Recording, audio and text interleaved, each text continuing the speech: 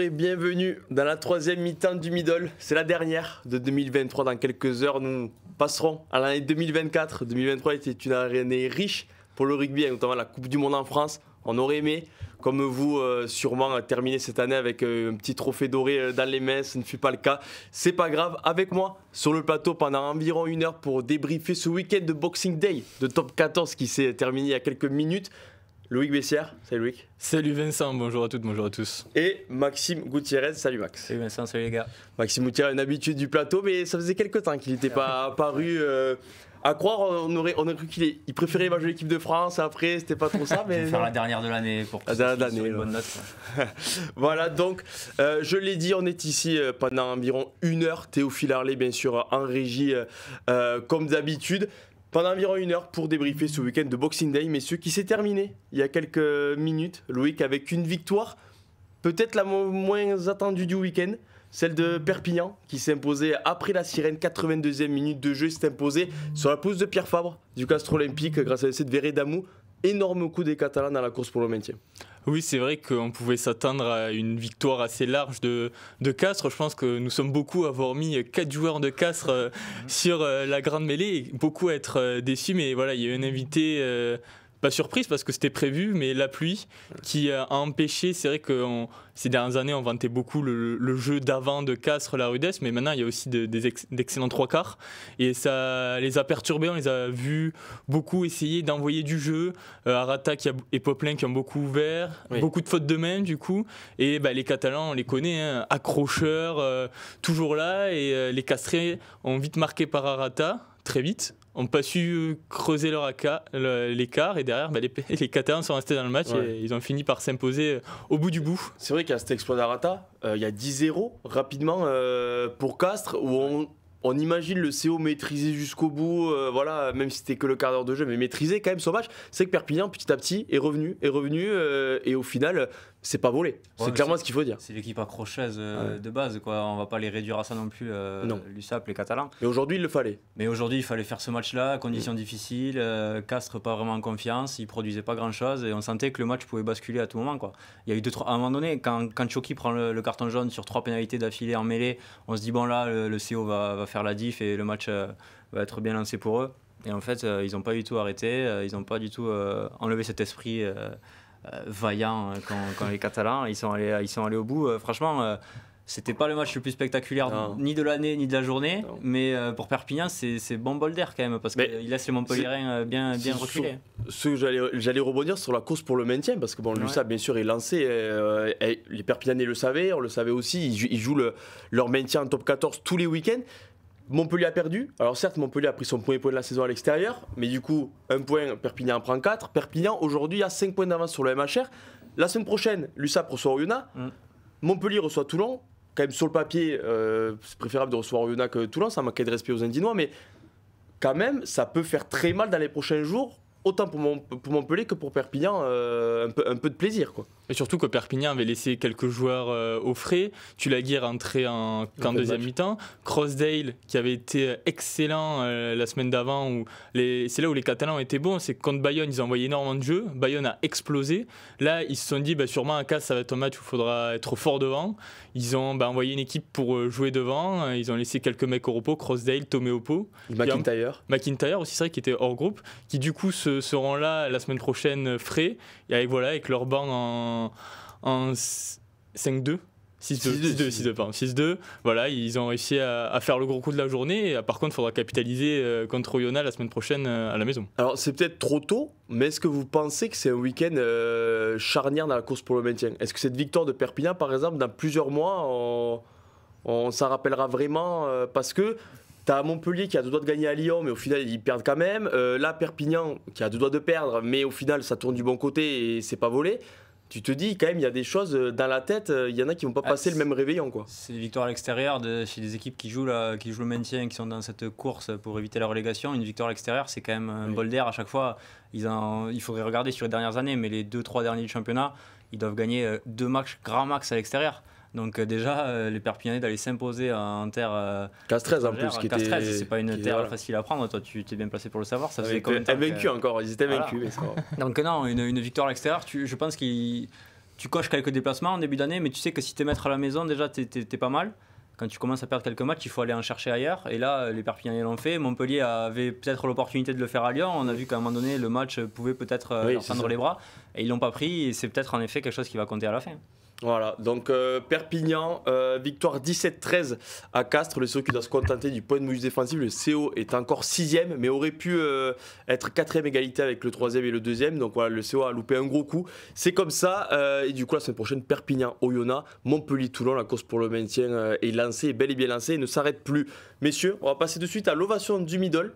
C'est l'Union Bordeaux-Bègles qui ne s'arrête plus. Les Bordelais, voilà, ils changent de couleur, ils jouent en rose, mais ça ne change pas. Toujours aussi fort, même si la couleur change de maillot. On en parle tout de suite.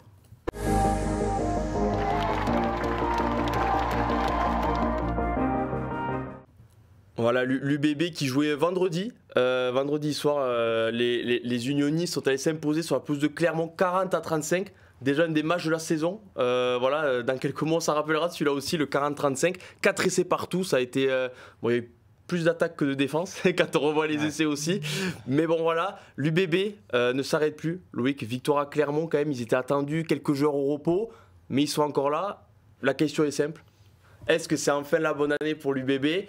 Et est-ce que désormais, ils sont dans l'esprit de certaines personnes les favoris numéro 1 au titre final quand on voit leurs concurrents un peu plus galérer qu'eux en ce moment ? Ah oui, peut-être pas numéro 1, mais en tout cas, pour moi, quasiment numéro 2.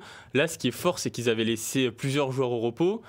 Penaud était en tribune. Il a profité de sa journée pour faire un peu de tourisme à Clermont. Il est allé au restaurant, il est monté dans la roue. C'est une ville qu'il connaît bien quand même. C'est une ville qu'il connaît bien, visiblement. Il avait envie de la redécouvrir. Jalibert n'était pas là, donc il y avait vraiment Nicolas Deporter, qui est quand même souvent titulaire cette saison sur le banc. Ouais. Donc ils avaient fait pas mal tourner. Malgré ça, on voit que, on voit l'image Madoche Tamboué, les remplaçants rentrent et ils sont presque aussi forts au final que les titulaires. Donc ça fait la différence. Je pense que le staff doit être très content de voir que il peut laisser des joueurs au repos, que les autres ont le niveau. Je pense que ça doit faire très plaisir. En effet, ça pourra sûrement être décisif en fin de saison. Forcément, ces matchs remportés à l'extérieur, ils ont quand même mis 40 points au Michelin. La dernière fois que... La stat, elle est là, elle est notée. La dernière fois que Clermont en a pris 40 à la maison, c'était le 16 septembre 2000. Ils avaient perdu 22-44 contre Aurillac. Voilà, c'est quand même une autre époque. Opta Bessières. Non mais c'est vrai, Max, que l'UBB, on le savait aussi avant le début de la saison, il y a un gros effectif, notamment derrière. Mais on a l'impression que ça change toutes les semaines. C'est jamais le même 15 de départ. Mais il y a très rarement de déception en fait dans les équipes. Tous les joueurs se mettent au diapason et au final ça fait un mélange qui est difficile à arrêter et en ce moment impossible à arrêter. Tu sens ça, tu sens la confiance d'une équipe en fait qui marche sur l'eau. Tu as l'impression, je pense qu'ils retournent à l'entraînement après le lundi, le mardi, ils ont gagné, ils ont encore pris le bonus offensif. Même ceux qui jouent pas, ils sont entraînés par cette dynamique-là. Quand tu vois tes coéquipiers marcher sur l'eau, tu as juste envie de te mettre au niveau, tu te mets au niveau forcément parce que s'ils sont à ce niveau-là en match, c'est qu'à l'entraînement, ils doivent bosser aussi. Donc il faut tout le monde doit se mettre à ce niveau-là et tu le vois, il y a plein de joueurs, il y a des joueurs qui ont élevé leur niveau, qui étaient déjà des grands joueurs. Moi je pense à Yoram Moefana, le début de saison avec le maillot de l'UBB de Moefana, qui était peut-être un peu plus neutre ces 2 dernières années depuis qu'il avait même à la Coupe du Monde qui était un peu plus neutre. Là il montre que Moefana il a sa 20aine de sélection d'équipe de France, c'est un cas de cette équipe. Moi j'en discutais dans la rédaction sur Moefana, mais je pense que c'est un des joueurs qui profite de cette préparation qu'il a eue à la Coupe du Monde, physiquement, tu le vois à la fin du match, toi Loïc tu étais dans les tribunes, j'ai une image où il y a une touche qui est galérée par Bordeaux dans les dernières minutes et tu vois qu'il a un peps encore Moefana, tu as l'impression qu'il a 2 fois plus de peps que les 29 autres joueurs sur le terrain et qu'il met encore des culs à tout le monde, tu vois, tu as l'impression qu'il est inarrêtable. C'est vrai que en plus avec son duo avec Deporter en ce moment, c'est les meilleurs pères de centre. Il y a des Huberti qui rentrent dans l'effectif et qui font complètement leur travail, même plus que leur travail, c'est des joueurs comme ça, Tapouaï qui rentre, qui est parfait. Petsamou qui rentre, qui fait la différence, tu as plein de mecs qui rentrent, Tamifuna qui était presque plus titulaire, il rentre, bon il a souffert à mêler mais dans le jeu courant, tu sais encore que c'est Tamifuna, c'est une valeur sûre et au final ça fait un mélange qui, moi je pense qu'ils seront pas loin à la fin et que en ce moment par les forces en présence, quand tu vois bien sûr on passe à Toulouse et La Rochelle, année Coupe du Monde, ils ont un peu moins internationaux, même si au tournoi je pense qu'ils vont perdre du monde.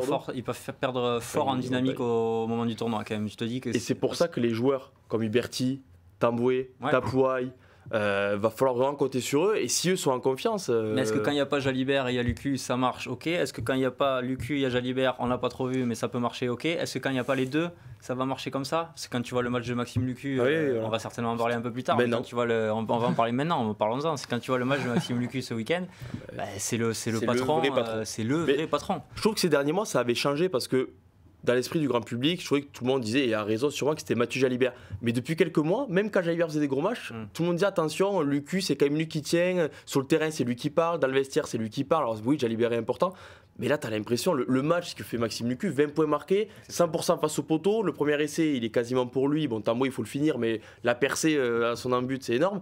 C'est un match, on en voit rarement des comme ça, des performances individuelles comme Lucu. Non, mais surtout, c'était assez flagrant le début les 20 premières minutes, je pense même en deuxième mi-temps. Bordeaux a la tête au fond du seau.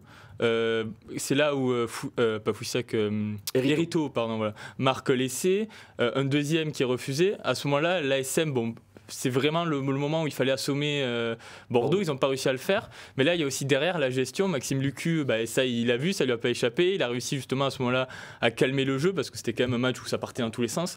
Là, ça s'est un peu calmé. Derrière, ils ont su raccélérer au bon moment, l'essai de Poirot. Et voilà. Et après, comme tu le disais, quand tu fais un 8 sur 8, 100% au pied, derrière, pour gagner extérieur, ça fait quand même vachement la différence. Voilà, Bello fait un 7 sur 8. Non, mais ça peut peut-être changer le match, je joue là aussi. Parce que tu vois, même la transformation de Petsamou, de l'essai de Petsamou, elle est pas facile. Alors certes, le score était déjà fait, mais tu vois, le fait de mettre Clermont à 5 points, ça les oblige à marquer pour gagner, tu vois. Ça, parce que tu restes à 3 points, une pénalité, tu fais match nul, et il met tout, quoi. Et là, franchement, là, Lucu, on sait que Dupont va pas faire le tournoi, on sait que Maxime Lucu, parfois, a eu un peu...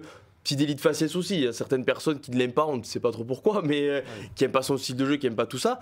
Au bout d'un moment, s'il fait des percées 100% au pied, qui porte une équipe qui est en ce moment la meilleure équipe de France et tout ça, au bout d'un moment, ça va être compliqué de trouver des défauts à Maxime Lucu. En tout cas, en ce moment. Il n'y en a pas. Là aussi. Il n'y en a pas, il a dit.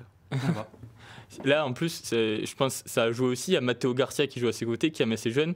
Il lui soulage tout le jeu au pied. On n'a presque pas vu Matteo Garcia du match. Oui. C'est quand même fou de gagner à l'extérieur sans énormément voir le demi d'ouverture, parce que souvent c'est la charnière qui décide du match à l'extérieur. C'est quand même fou de se dire que Garcia on l'a presque pas vu parce qu'il y avait un numéro 9 qui faisait tout, quoi, et tout bien. Non, tu voulais enchaîner sur quelque chose? Je pense à Maxime Lucu, on a fait le tour, non? Ah là, il fait le tour. De toute façon, il enlève les arguments. Tu veux dire quoi, paraître dithyrambique à propos de Maxime Lucu en ce moment? Moi, je trouve que il a fini le débat, si débat il y avait, de qui va prendre la relève d'Antoine Dupont pendant cette année un peu particulière. Il n'y a pas de débat, là. À un mois de la liste qui va tomber, même pas un mois du début du 6 Nations, Maxime Lucu, titulaire en équipe de France, point. Ouais, la liste devrait tomber dans 2 semaines. Mi-janvier, la liste de Fabien Galtier, en tout cas la première liste pour préparer le match. Ça va arriver vite, parce que 2 février, France-Irlande. Ouais, ça va arriver rapidement. Ce qui est bien, pour revenir sur Maxime Lucu, sorti du niveau sportif, c'est vrai que tu l'as dit, il pâtissait d'une image, on ne sait pas trop pourquoi. Certainement juste parce qu'il y avait Antoine Dupont devant lui et que lui se contentait des fois de ne pas rentrer ou de jouer 5 minutes, de 10 minutes de gestion, un peu moins de folie, etc. Mais parce que c'était le rôle qu'on lui donnait et c'était le rôle qu'il fallait qu'il ait en tant que remplaçant en équipe de France. Mais c'est pas un joueur qui ne sait faire que ça. Au contraire, il sait tout faire, justement, on l'a dit. Il sait buter, il sait gérer les temps faibles, il sait gérer les temps forts. Il peut en créer lui-même des temps forts. Moi, je trouve qu'il est vraiment sous-côté et il montre aujourd'hui, quand il a un peu les clés du camion, que ça peut être un joueur de niveau international sans problème. Est-ce que dans le chat, on est d'accord avec nous? Non, dans le chat, tout le monde est d'accord. Dans le chat, tout le monde est d'accord. Lucu au tournoi. Lucu, il y a beaucoup de commentaires. Donc voilà, il y a Xavier Schaub qui est là, qui dit qu'il attend de voir pendant les doublons, justement, si l'UBB a une Lucu dépendance. Ce qu'on disait tout à l'heure. Mais tu vois, est-ce qu'on disait ça il y a 6 mois? On disait ils avaient une Jalibert dépendance. Exactement. Tu vois, c'est ce que je veux dire. C'est qu'à l'époque, tu disais ils ont une Jalibert dépendance. Voilà, mais tu disais presque pas une Lucu dépendance. Alors que je pense qu'il y a 6 mois, ça existait déjà. Tu vois, sauf que là, en ce moment, ça saute aux yeux de tout le monde. Et il y a Nogodi, un confrère aussi créateur de contenu, qui est d'accord avec nous, qui dit qu'il y a 0 débat sur Lucu, meilleur neuf de France derrière Dupont, monumental, sous-côté, critiqué uniquement parce qu'il ne traverse pas le terrain tel un Dupont. Voilà. C'est ça. Et Nogodi qui a fait, je crois, j'ai suivi, qui a fait sa première équipe la Grande Mêlée ce week-end. Ah, un nouveau joueur. Je ne veux pas m'avancer, mais je crois qu'il a notamment mis Boulanger, qu'on va parler un peu plus tard de La Rochelle. Après, donc je pense qu'il a pas. C'est que pour revenir sur ça, le désavantage de Lucu, c'est que souvent il y a Le Garec qui est capable qui a une très grosse pointe de vitesse, donc comme à Oyonnax, qui est souvent là au bon endroit, qui marque beaucoup d'essais. Dupont, pareil. Serein qui porte Toulon, des fois lui tout seul. Donc c'est que Lucu à côté, souvent ces dernières années, c'était Jalibert qui faisait gagner Bordeaux. Donc on lui collait cette image-là, alors que il a un profil plus gestionnaire, mais c'est normal parce que si lui écarte tout et Jalibert aussi, c'est du vrai rugby. À un moment, il faut qu'il y en ait un qui temporise l'autre. Et vu que c'est pas Jalibert qui va temporiser Lucu. Ok, bon, en tout cas, Maxime Lucu, ça fait parler, mais il y a quand même beaucoup de compliments en ce moment. Et c'est amplement mérité pour le demi-de-mêlée bordelais. Les bords de l'Aubeguet qui reçoivent Bayonne la semaine prochaine. A voir si Maxime Lucu et Mathieu Jalibert seront associés après 2 semaines de Champions Cup, où les bords de l'Aubeguet ont aussi très bien débuté à Champions Cup. Donc il va aussi falloir assumer de jouer sur plusieurs tableaux. C'était peut-être pas le cas, c'est la saison pour Bordeaux, pas tout le temps le cas. Donc il va falloir peut-être assumer, mais ils ont l'effectif pour. Messieurs, on va passer au jaune bunker. J'ai pas une date en Bollinger, c'est la même équipe, c'est La Rochelle, mais c'est pas pour le bon côté. Jaune bunker, on en parle tout de suite.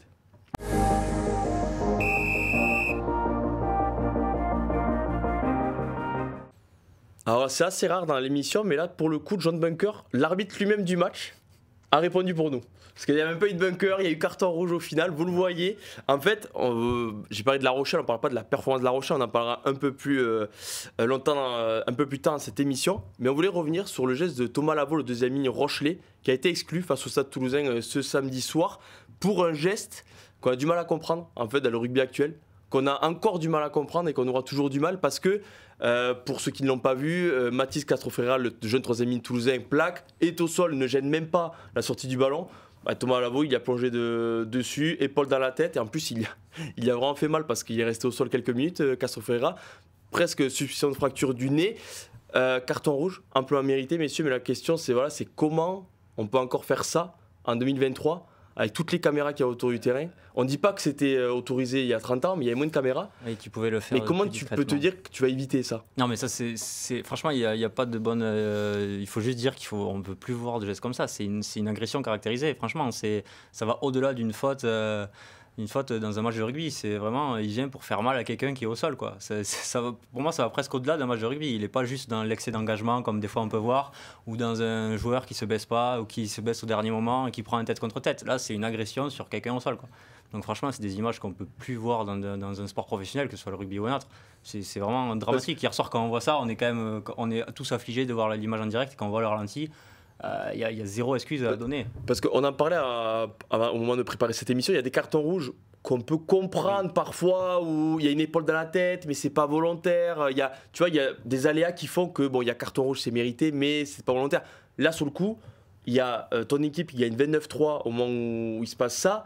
Le match est largement maîtrisé, t'as aucune raison de faire ça, et puis c'est volontaire, quoi. T'as vraiment l'impression que c'est volontaire, il veut y aller pour lui faire mal. Oui, quand on regarde le ralenti, on voit qu'il s'arrête, marque un temps d'arrêt, il plonge dessus, alors qu'en plus, Castro-Ferreira, je pense, allait sortir sur le côté, il n'y avait personne, il y a Cramon qui allait mettre les mains et qui était en train de salver, qu'il avait juste qu'à venir, s'ancrer sur, je crois que c'est Aldrit qui était au sol, mais qu'importe, Aldrit, et le jeu continuait, comme tu l'as dit, La Rochelle menait 29-3, il y avait... déjà, de base, il y a... Même il n'y a pas de raison de faire une agression, mais là c'est encore plus incompréhensible quand on voit le scénario du match. Toulouse ne revient pas, mais si Toulouse était revenu, ce match était clairement contre lui, et c'est vrai que ce qu'il fait, c'est tout simplement incompréhensible. On ne peut pas dire ce qui s'est passé dans sa tête là. Il a un petit casier en plus, ce qu'il avait fait en finale contre Leinster, c'était quand même à deux doigts du... En 2022, qui croche pas, qui sert absolument à rien, qui a failli coûter très très cher. Ouais. Mais c'est ce genre de faute. J'ai l'image en tête du billet du Racing aussi, son équipe est à deux doigts d'aller marquer à Bayonne. Il y a 17, je crois qu'il y a 14 points d'avance pour le Racing. Ils sont dans l'avancée, ils vont marquer. Ils viennent déblayer sur le côté. Il prend carton jaune de pénalité. 2 minutes après, c'est pour Bayonne et ça inverse complètement la tendance d'un match. Alors, je veux bien qu'il y ait des excès d'engagement, des fois des déblayages un peu appuyés, etc. Mais aujourd'hui, tu l'as dit, on va pas parler du rugby d'avant. Il y a la vidéo, on ne peut plus passer à côté de ça, on ne passera plus à côté de ça. Les images sont diffusées dans le stade, tout le stade hurle à la mort, tu ne peux plus passer à côté de ça. Donc je vois vraiment pas, il y a ni utilité, ni logique. Ce genre de geste est vraiment tout pour te faire, pour être puni. Et je pense que c'est ce genre d'action. Alors je suis pas au cœur du staff rochelais, mais quand on voit ça... Surtout que Thomas Lavaux du coup va être cité, carton rouge, il va passer dans la commission. On ne sait pas combien il va prendre de semaines, mais ça peut quand même faire 3-4 semaines où ça peut quand même être très embêtant. Surtout qu'on va en parler de suite, La Rochelle. Victoire bonifiée, mais c'est la seule mauvaise nouvelle de la soirée, quoi. C'est que même là, tu te dis, tu peux pas avoir une soirée tranquille. Tu prends un carton rouge qui va te suivre quelques semaines encore, où tu pourras moins faire tourner ton effectif.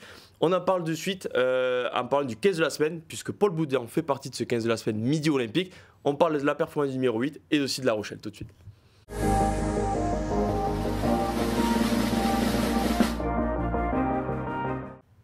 Voilà, Paul Boudin, j'en parlais, version 15 de France, parce que oui, Paul Boudin, aligné à numéro 8, ce samedi soir contre Toulouse, a fait un énorme match, de manière large.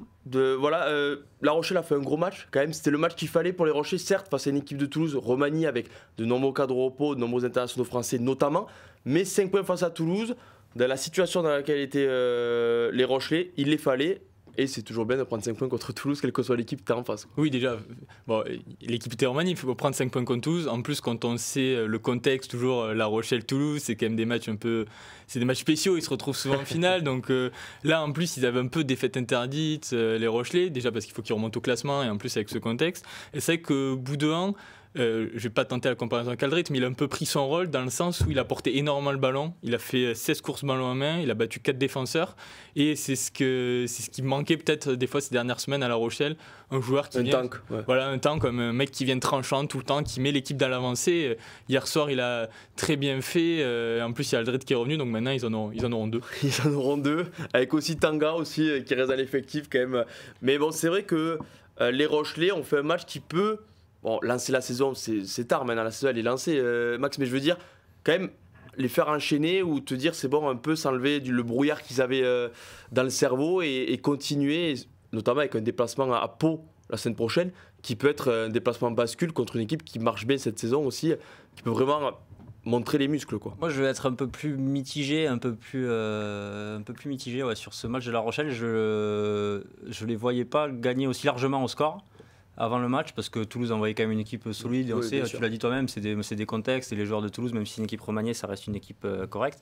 Mais je trouve pas La Rochelle encore même flamboyant, quoi. Je retrouve pas ce La Rochelle rouleau compresseur. Il y a encore beaucoup d'approximations. Je trouve qu'ils se sont beaucoup nourris de fautes toulousaines, d'approximations toulousaines. Ils marquent un essai sur une interception à 20 mètres des poteaux. La petite déformation professionnelle. Et non, je trouve que franchement, il me manque ce La Rochelle qu'on ne peut pas arrêter. Je ne l'ai pas retrouvé hier, alors qu'à un moment donné, il y a 29-6 à la 50e.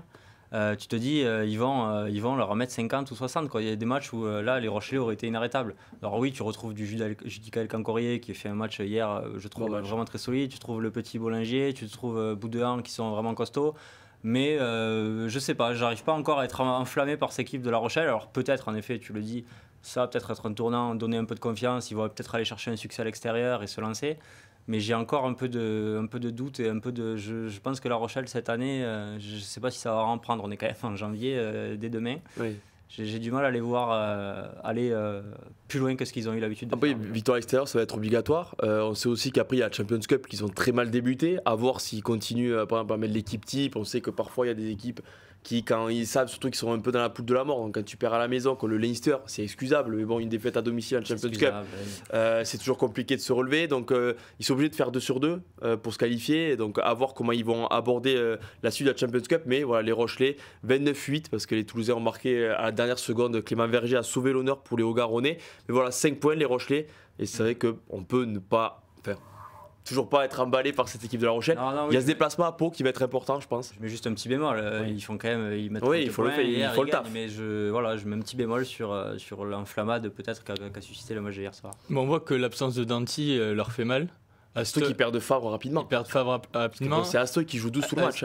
Astoy, 12 tout le match, il n'a pas été convaincant. Et surtout, à côté, il y a Seuilteny qui n'a pas retrouvé son niveau auquel on pouvait le connaître. Et je pense que cette absence de perte de centre, ça leur fait quand même très mal. Ça leur fait très mal. Ils bricolent, ils ont des suspendus, des blessés. Oui, des suspendus, ouais. Et du coup, en parlant de centre, on va passer à un autre joueur qui, lui, jouait pour la première fois au centre avec Toulon, Leicester Fainga'anuku.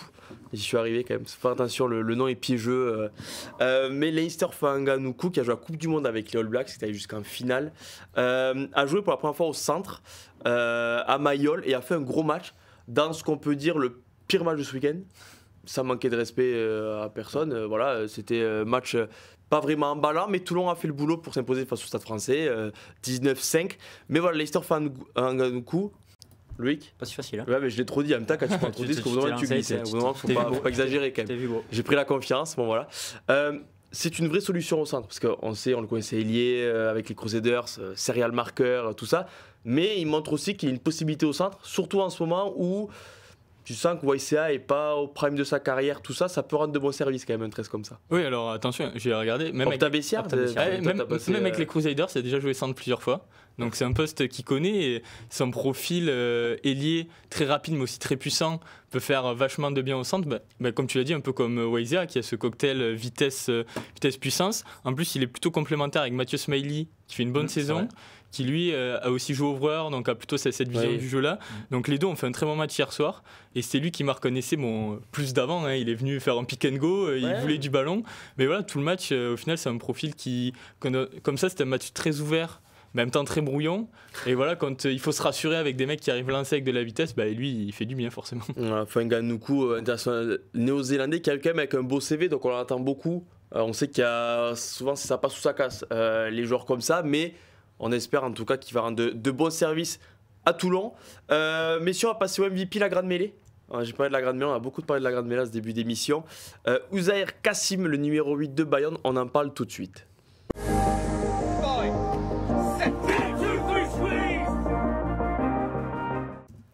Voilà, Ouzahir Kassim était le bon coup, en tout cas un des gros coups, parce que c'était un week-end compliqué, on va pas se mentir, tu l'as dit en arrivant, il y a eu 4 castrés, il y a des gens qui ont joué les Palois au Yona, il y en a d'autres qui ont joué au Yona, il y en a d'autres que Clermont aussi a dû gâcher quelques réveillons, mais bon c'est comme ça, en tout cas les Bayonnais ont failli gâcher quelques réveillons aussi, on va pas se mentir, mais à la fin on réussit à s'imposer avec Ouzahir Kassim, voilà, vous avez les statistiques, 1 essai, 5 défenseurs battus, 10 plaquages, 18 courses, 73 points, il n'y a pas trop de débat possible pour lui. Kassim qui avait fait un énorme début de saison dernière, qui s'était un peu calmé, mais là vraiment match de patron de Kassim face au Racing 92 quand même, les leaders du top 14, les Racing Men. Messieurs, Bayonne ne veut toujours pas perdre à Jean Daugé. On n'a pas envie de leur porter la poisse, mais on va dire ils ne perdront jamais à Jean Daugé. Parce que là franchement, ils n'ont toujours pas perdu depuis qu'ils sont remontés à l'été 2022 en top 14. Et encore une fois, c'est énorme, quoi. Ils arrivent à s'en sortir sur un exploit personnel de Bagé, mais au final, sur la physionomie de la rencontre, c'est pas volé non plus. Non, mais surtout, moi je suis même à la place d'une autre équipe, je me dis je vais aller jouer à Bayonne, je me dis mais qu'est-ce qu'il faut que je fasse pour que je gagne ? Là, c'est quand même le Racing avec une très bonne équipe. Alors certes, Bayonne domine vraiment la première mi-temps, c'est un peu un miracle que. Mais 17-3 pour le Racing. Voilà, mais après deuxième mi-temps, le Racing fait quand même un match solide. Alors certes, on pourra débattre, est-ce que Tristan Teder avait intérêt à taper au lieu d'aller en touche ? Chacun se fera son avis là-dessus, je pense qu'il n'y a pas de bonne ou de mauvaise décision. Mais en tout cas, voilà. Super, merci. Robinet d'eau tiède. Voilà. Non, je pense. Toi, si t'étais Georges, je te ferais pas une interview, sache-le. Il tape en ballon mort, surtout au lieu de prendre les 3 points. Oui, c'est surtout ça. Si on considère qu'il doit aller en touche, il va en touche, mais il tape en ballon mort. Il n'y a pas d'erreur, il n'y a que des prises d'initiative. Il y a des touches manquées aussi de Tarit, mais voilà, la Bayonne, à la fin, moi, c'est surtout la dernière action, c'est-à-dire que Bayonne a tout donné pendant 4 minutes. Kassim qui fait une course encore de 20 mètres et derrière Lopez à la 79e qui se dit je vais faire un transversal au pied. Bagé qui fait un grand pont sur Naitovi qui n'est quand même pas le joueur le plus lent du championnat. Crochet sur Spring. Ouais, voilà, ça va être dur d'aller gagner à Bayonne. Je laisse ça aux autres. Est-ce qu'on peut voir l'autre sens ? Alors certes c'était un petit hold-up 17-3 au Racing, mais est-ce que le Racing a le droit de perdre ce match? Tu peux pas perdre ce match-là quand tu l'as. En fait, quelque part on te le donne, tu le prends parce que tu es réaliste et tu es leader du championnat. Et tu as du talent. Donc sur 2 actions, tu mets 2 essais. Tu vas à 10 000, Teder, Arundel, Le Garec, bon, et voilà, essai. Et il y a 20 à 6 à la 60e. Par contre, il y a 20 à 6 à la 60e à l'extérieur. Tu peux plus te permettre de. Malheureusement, c'est Eddie Benarous qui rentre à un poste qui n'est pas le sien et 3 touches perdues d'affilée. Tu peux pas. Teder manque une pénalité. À un moment donné, ils veulent aller en touche pour prendre le bonus offensif. Il y a quand même un moment donné où ils prennent pas 3 points pour prendre un potentiel bonus offensif. Ils tapent un ballon mort. Et donc, ils ont accumulé un nombre d'erreurs comme ça. Alors, moi, j'ai tendance à penser on va pas mettre les Bayonnais de côté ni le public bayonnais. Peut-être que la situation, quand tu es à Jean Daugé, la pression qu'il y a, le fait d'être à Bayonne où tu sais que personne n'a gagné, ça te met peut-être un doute aussi, une petite peur de gagner, en mode on va pas y arriver. Et ils ont commencé à accumuler les erreurs, j'en parlais tout à l'heure, le carton jaune de Gogi Kashvili qui est complètement bête. Et toutes ces petites erreurs-là, à un moment donné, c'est Bayonne qui s'est retrouvé dans la situation contraire et qui s'est retrouvé dans une position où eux allaient prendre le match et allaient pas le laisser passer. Et c'est génial de voir l'aviron bayonnais, le public et tout ça. Les intentions de jeu qu'ils ont, de voir qu'à la 80e minute, Camille Lopez il fait une passe au pied, Rémi Bagé il joue aussi au pied, il essaie pas juste de conserver le ballon et d'avancer un petit peu, il fait grand pont sur son adversaire avec son pied, il rentre inter, il va marquer. Et franchement, quand tu aimes le rugby, quand tu étais juste heureux, je pense que tout le monde, à part les supporters du Racing évidemment, tout le monde était heureux sur son canapé ou au stade de voir cette action-là. C'est des images qu'on aime voir, quoi. Ouais. Après, comme tu l'as dit, je pense que le fait qu'ils soient un peu perturbés, qu'ils aillent un touche, alors que c'était peut-être pas le meilleur des moyens, je pense que ça peut peut-être montrer aussi aux autres équipes que si on veut gagner à Bayonne, il faut être pragmatique, prendre les points tant qu'on peut les prendre, parce que derrière, Bayonne aura supplément d'âme en fait durant 80 minutes. Sur le moment, c'est facile. Sur le moment, c'est facile de dire après, mais sur le moment, c'est vrai qu'il y a 20-6, c'est la 55e minute, et s'ils vont en touche et qu'ils marquent, tu te dis, ils ont pris la bonne décision parce qu'ils sont tellement forts. Mais en effet, peut-être qu'il faut arrêter de faire ça à Bayonne, quoi. Voilà. Mais les Bayonnais qui n'ont toujours pas perdu. Et en plus, surtout que le classement avant cette 11e journée, il ne fallait pas le perdre, Bayonne. Parce que justement, tu as un peu ce bouclier aussi d'invincibilité à la maison qui te permet quelques erreurs ou de nombreuses défaites à l'extérieur sans être vraiment en danger. Mais tu sais que ça peut vite basculer aussi. Une défaite, si tu n'enchaînes pas à l'extérieur, tu réagis pas à l'extérieur, tu peux vite regarder vers le bas. Donc il fallait vraiment gagner. Et ce match, il a failli coûter très cher aux Bayonnais, mais je pense qu'il va leur servir sur la saison parce que l'image de Bagé qui plonge, c'est une des images de ce Boxing Day. Le Jean Daugé qui explose, les pichets de bière qu'on a vu tout le match qui ont dû être jetés, Woki qui jette les straps, bon, ça c'est pas. Voilà. Parce qu'il y a d'autres choses qu'on ne comprend pas trop, mais bon, c'est pas grave. Je prends la défense de Woki sur le coup. Je tiens à le dire.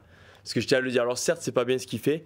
Mais bon, il y a quand même des polémiques qu'on pourrait s'éviter ou on peut le dire sans le mettre sur Twitter. C'est des mini-polémiques Twitter. Voilà, mini-polémiques. On va passer aux oreilles du middle, messieurs, avec Romain Ntamack, le demi d'ouverture toulousain et du 15 de France, actuellement en pleine rééducation après une rupture des ligaments croisés du genou gauche. Privé de Coupe du Monde, Romain Ntamack s'est longuement confié dans le Midi Olympique pour cette nouvelle année. On en parle tout de suite dans les oreilles du middle.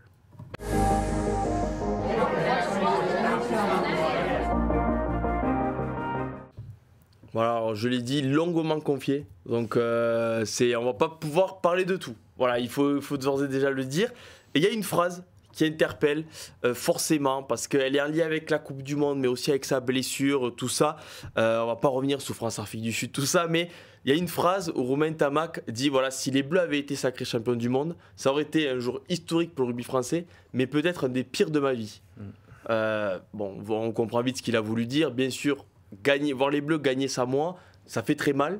On peut comprendre. En tout cas, moi je le comprends, messieurs. Est-ce que ça vous choque de voir un joueur qui dit voir le 15 de France gagner la Coupe du Monde pour la première fois de son histoire, ça moi parce que je suis blessé, ça aurait été peut-être, il faut bien le mettre peut-être, un des pires jours de ma vie.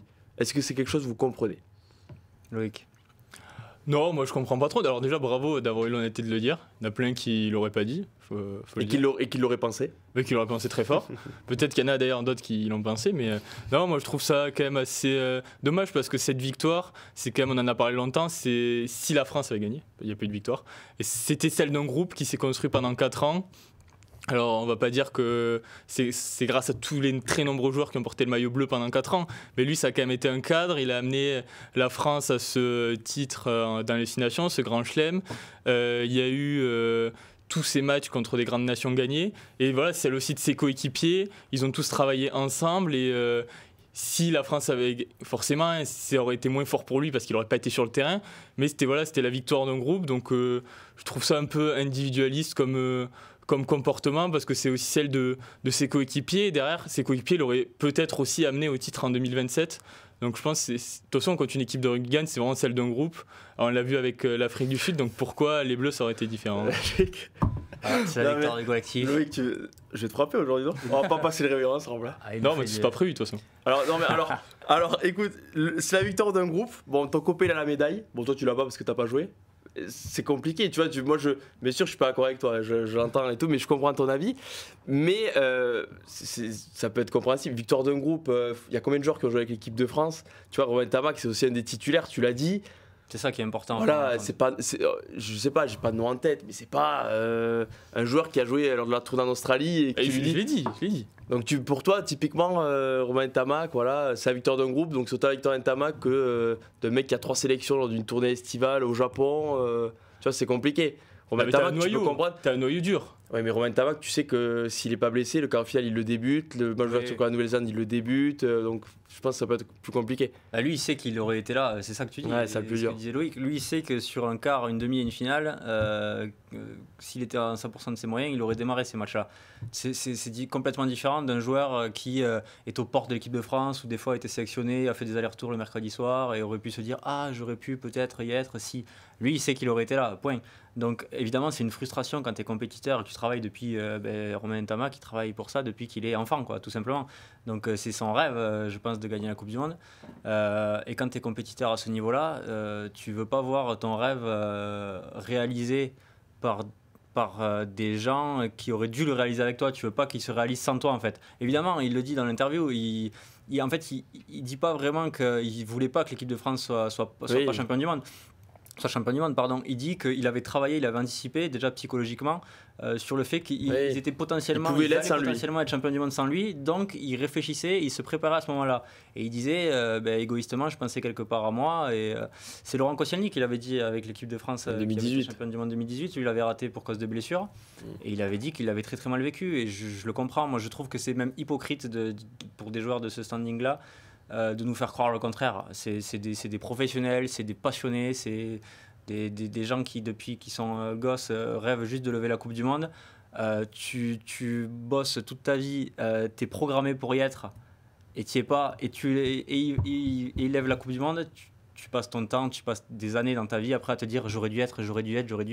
Et ça prend le dessus quelque part, je pense, c'est humain, sur je suis content pour mes potes qui sont champions du monde et quelque part c'est un peu grâce à moi parce que comme l'a dit Loïc, j'étais dans le groupe pendant 4 ans. Non, il n'était pas sur le terrain, il n'est pas sur la photo.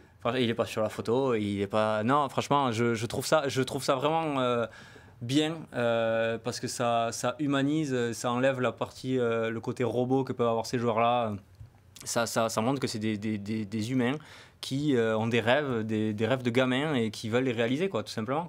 Donc j'apprécie beaucoup que Romain Tamac, dans l'interview que vous pourrez lire sur Midi Olympique et Rugby Rama, dit ça, quoi. Écoute, Romain, tu seras champion du monde en 2027. Voilà. Tout le monde. Et ce sera la victoire d'un groupe. Et d'ailleurs, ça commence à partir du 2 février. C'est du 2 février 2024 jusqu'à 2027. Ça commence sans lui, en plus, du coup. Et ça commence toujours sans lui. Oh, le coup dur. Là, mais voilà, en tout cas, grosse interview que vous pouvez retrouver sur Midi Olympique et le même site, Midi Olympique, Rugby Rama. Messieurs, on va parler du club de Romain Tamac, mais pas de Romain Tamac, le Stade Toulousain. Sur une autre, quelque chose qui a fait beaucoup parler, les sifflets des supporters rochelais envers Hugo Mola.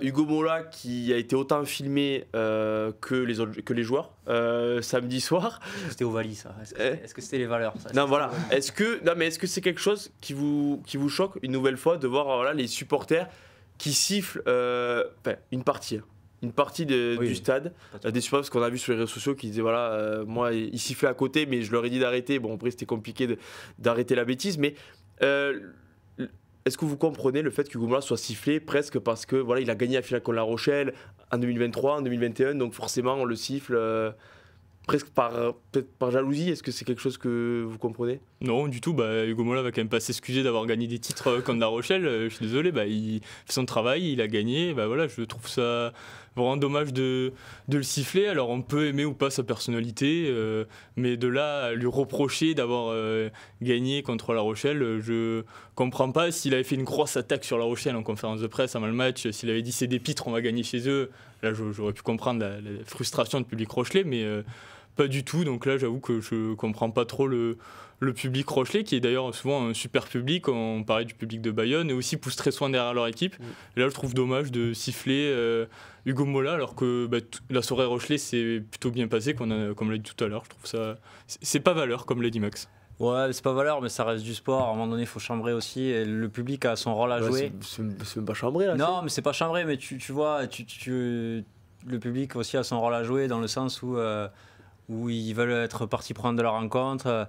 Moi, j'aurais plus de mal je vais aller dans un autre sujet. J'ai plus de mal avec nos confrères de Canal+, qui l'ont filmé une 6, 7 ou 8 fois quand ils ont vu que ça faisait un peu de bruit dans le stade et qui ont pris un petit malin plaisir à en faire un acteur de la rencontre et à donner un peu à manger au public, quoi. Mais le public rochelais, on s'amuse toujours. Il y a toujours des rivalités dans le sport. Toulouse-La Rochelle, aujourd'hui, depuis quelques années, c'est une vraie rivalité dans le... J'aimerais bien voir si Ronan Nogara ne serait pas sifflé à Ernest Vallon dans les mêmes conditions. Il faudrait voir, j'ai pas l'exemple, on ne le sait pas. Mais je trouve que c'est une réaction humaine, on va dire. C'est peut-être le sifflet, évidemment, c'est pas cool. Tu vois, c'est le même niveau pour moi, les supporters qui sifflaient Sia Colissi quand il a été filmé à les tribunes au Stade Français, tu vois. Parce que c'est le capitaine de l'équipe qui a battu la France, tu le siffles. Oui, non, je suis d'accord. J'ai l'impression que c'est vraiment des sifflets de jalousie, clairement, parce que c'est péjoratif sans l'être. Quand tu es jaloux d'Hugo Mola, forcément, les Rochelais, tout le monde aimerait gagner le Brennus en 2021, en 2023, faire le double en 2021 Champions Cup. C'est pas... Oui, tu es jaloux, mais parce qu'il l'a gagné et que tout le monde aimerait le gagner. Oui, mais voilà. Mais c'est des sifflets de jalousie. Parce quelque part, Hugo Mola, il l'a dit, il l'a dit de manière assez à droite, je trouve. Après, il a répondu en disant qu'il était sifflé. S'il était sifflé, c'est peut-être parce qu'il a gagné quelques titres contre La Rochelle. Donc c'est un peu ça, c'est du chambrage, c'est de la taquinerie, on va dire, entre lui qui en parle publiquement, parce que c'est un personnage public, et les supporters rochelais qui ont que cette manière-là de répondre dans un stade quand ils le voient. Donc moi, vaut mieux. Oui, évidemment. On parle mieux qu'il n'y ait pas des illuminés qui essaient de... On parle pas d'agression autour du stade ou quoi que ce soit. Donc on reste sur des sifflets sur une image à la télé, dans le stade. Moi, je trouve que ça fait partie comme les joueurs, même s'ils sont potes dans la vie, ils s'accrochent sur le terrain, ils se chambent sur le terrain, il y a des petites phrases qui partent. Bon, ça fait partie du sport. Je pense que ça fait partie du sport. Moi, ça me choque pas plus que ça. Hugo Mola, et on l'a dit, tout à l'heure, on a eu le petit débat dans la rédaction. On ne siffle jamais quelqu'un qui laisse indifférent. Voilà, si Hugo Mola est sifflé, c'est parce que en tout cas par les supporters rochelais, c'est parce que ça fait quelques années qu'ils se croisent et qu'ils les empêchent de gagner quelque chose. Donc c'est un très bon manager et tout ça. Donc lui, quelque part, il doit se dire aussi que ça doit pas être agréable de l'entendre. Il a dit, c'est pas agréable de l'entendre, mais il sait que quelque part, c'est parce qu'il a fait du bon boulot. Voilà. Donc quelque part, franchement, je vais aller même encore un peu plus loin. Ça doit être un petit peu gratifiant d'être la personne qui est sifflée quand elle passe à la télé. Il y en a qui passent au grand écran, tout le monde s'en fiche. Hein.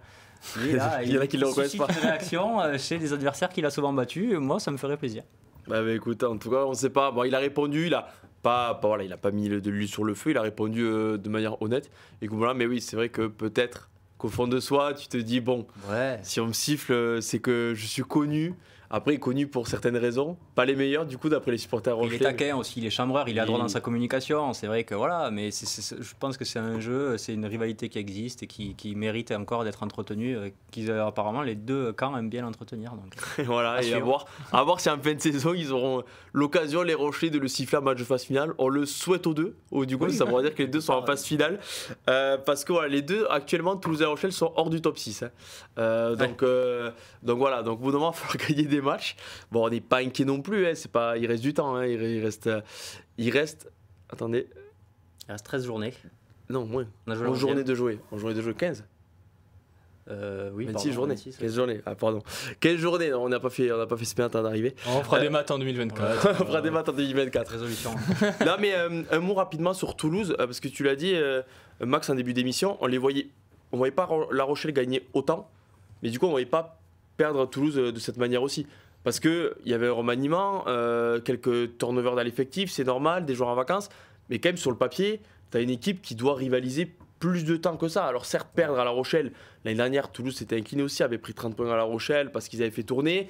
Mais quand même, quand tu vois l'équipe, alors oui, ils reviennent de blessure, mais Julien Marchand, Jack Willis, Paul Gros à la mêlée, Chocobaris Guitoun, Capozzo, Malia... Il y a des joueurs qui reviennent de blessures, tout ça, mais sur le papier, quand même, Toulouse aurait dû un peu plus lutter contre La Rochelle. Oui, surtout contre La Rochelle qui n'est pas au top de sa forme. Comme on l'a dit, il y a des blessés, des suspendus. Ils sont quand même sur une dynamique brinque-ballante. Et pour moi, vraiment, le match se joue dans les 10 premières minutes, on va dire.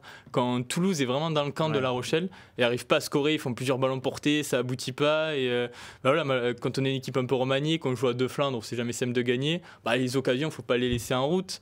Après, il y a des individualités qui m'ont déçu. Ange Capozzo m'a beaucoup déçu. On a l'impression qu'il manque de gaz. Souvenir, au moins, il prend la balle, il est face à Dulin. Il fait à peine un crochet, il ne travaille pas son adversaire, alors que souvent, c'est ces petits crochets qui faisaient la différence. Voilà, il est très vite sorti d'ailleurs. on le semble un peu éteint. Et voilà, il y avait quelques jeunes comme Clément Verger en deuxième ligne. Et ben, ces jeunes n'ont pas forcément été portés par certains cadres. Moi, même si Capozzo est un peu entre les deux, c'est un jeune et un cadre. Oui, voilà. Tu reviens de blessure aussi. Oui.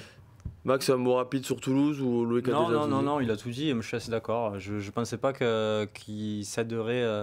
Ils ont joué un quart d'heure, quoi, et après le match, il était perdu. Quoi. Et après, même quand ils ont voulu réagir, tu vois, même après le carton rouge, alors certes, pendant que Lavaux prend un carton rouge face à Lille prend un carton jaune, donc en soi l'infériorité numérique ils n'ont pas tant de temps que ça, mais oui, t'as l'impression que Toulouse, même quand à la fin du match bon, ils ont marqué, mais presque parce que La Rochelle joue trop, parce que bon, après la sirène, La Rochelle n'avait aucun raison de relancer. Mais bon, pur plaisir. C'est pur plaisir, bon, au final plaisir, ils ont pris essai. Non, on va pas leur en vouloir, bon, ils ont pris un essai. Voilà. Peut-être que le staff leur en a voulu quand même. Ils diront la prochaine fois taper en touche. Mais bon voilà, les Toulousains qui reçoivent Lyon quand même la semaine prochaine, donc à voir voilà, avec certainement le retour de quelques joueurs comme Antoine Dupont, Anthony Gelon, Thomas Ramos et j'en passe. Messieurs, on va dernière partie de cette émission avec les yeux bleus. On en parle tout de suite, c'est sur les demi de mêlée. Va avoir du choix pour faire Galtier malgré l'absence d'Antoine Dupont.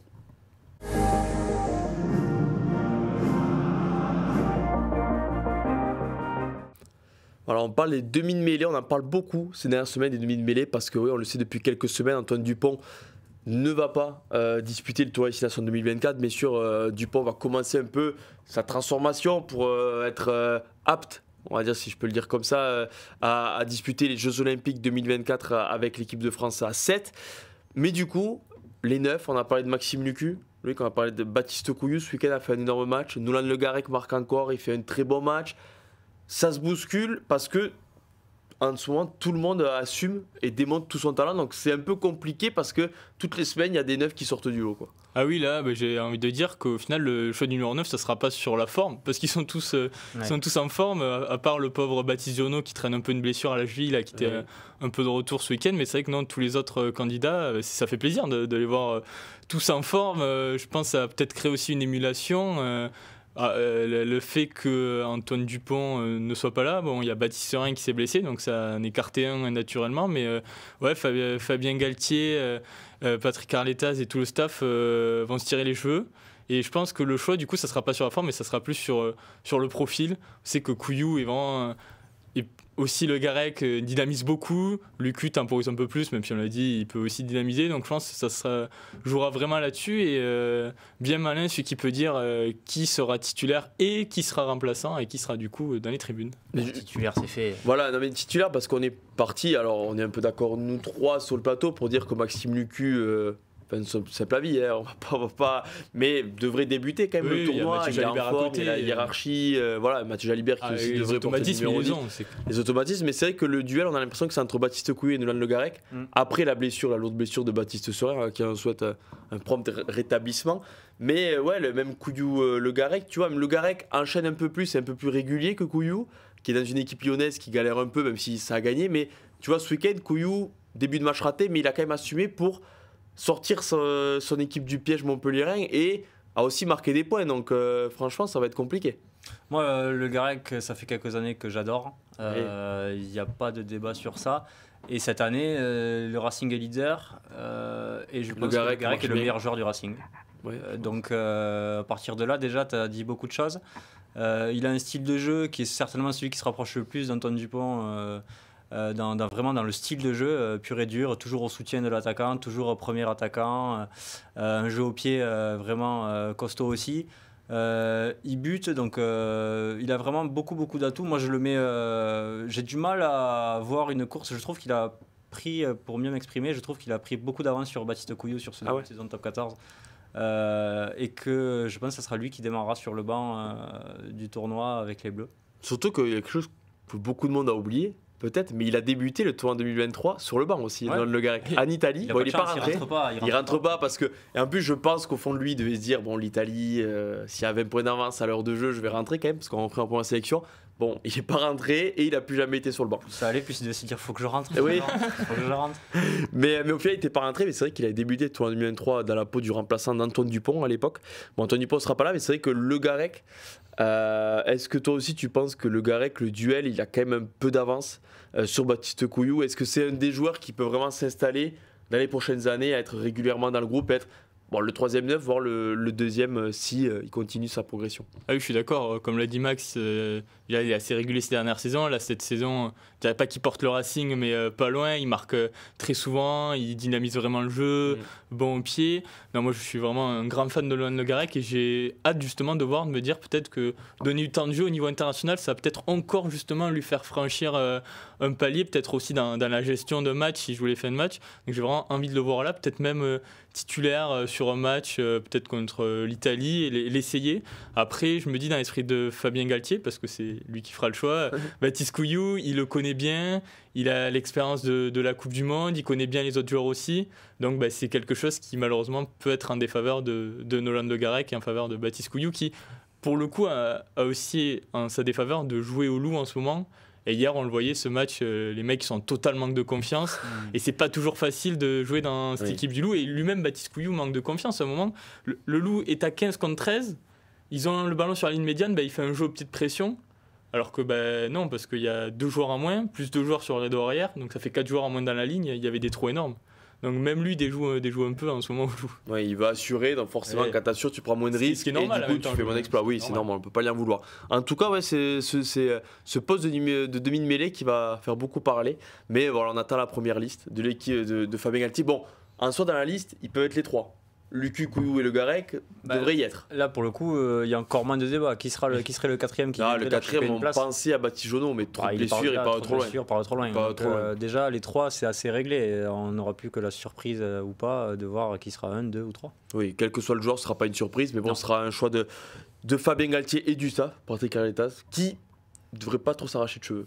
Voilà, j'ai pas voulu te la faire pour te couper pendant. Oui, c'est un des seuls qu'on est sûr, avec William Servat peut-être. Ça s'arrache pas trop les cheveux quand il faut les compos. Mais en tout cas, nous on pourra. Merci messieurs pour cette émission. Merci Théophile. Merci François aussi qui travaille au web, Tristan aussi. Et meilleurs vœux à ceux qui nous écoutent, à vous messieurs aussi, même si on va se revoir, on va pas disparaître une seconde après la fin de cette émission. Mais voilà, bonne année 2024. On a fait beaucoup d'émissions en 2023, on espère en faire autant, voire plus. Beaucoup plus en 2024. Donc continuez à nous suivre, on prend plaisir. J'espère que vous aussi. Merci messieurs et à la semaine prochaine. Ciao, ciao.